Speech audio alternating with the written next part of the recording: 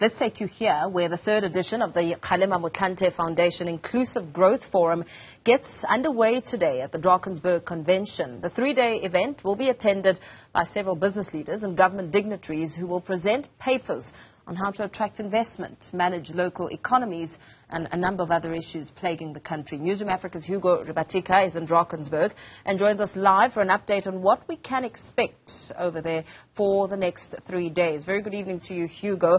Of course, attracting investment to South Africa, given the state of its economy, is quite imperative. What are the big discussions that are set to get underway there, and some of the expectations?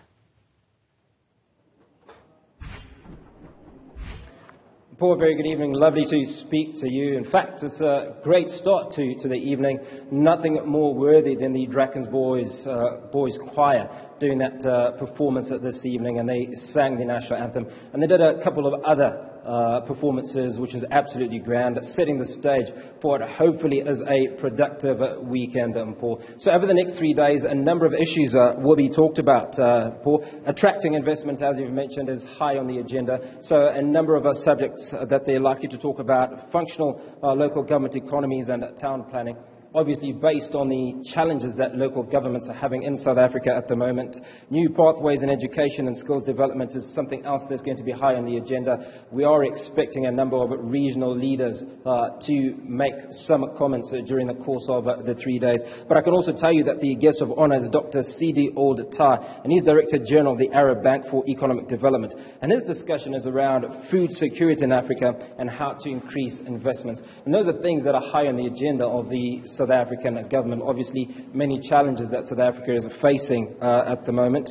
But I can tell you about the speakers that we are looking forward to this evening. Former President Kgalema Motlanthe, who's the patron of the Kgalema Motlanthe Foundation. He's going to be speaking in a few minutes, so certainly looking forward to what he has to say.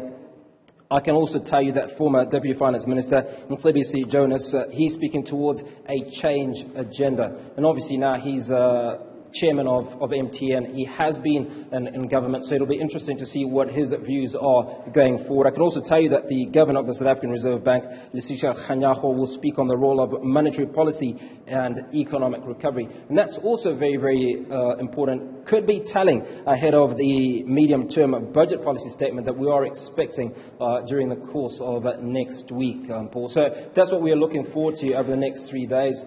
Some of those speakers will be speaking shortly, so I'd like to think that in the next crossing we'll give an update on what's been said and what the plans are, certainly for South Africa. And hopefully those in government are listening to what I assume will be many, many suggestions on the way forward and how South Africa can be improved.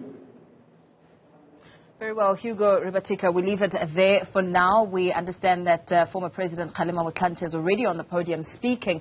We will be bringing viewers in that discussion throughout the course of this evening.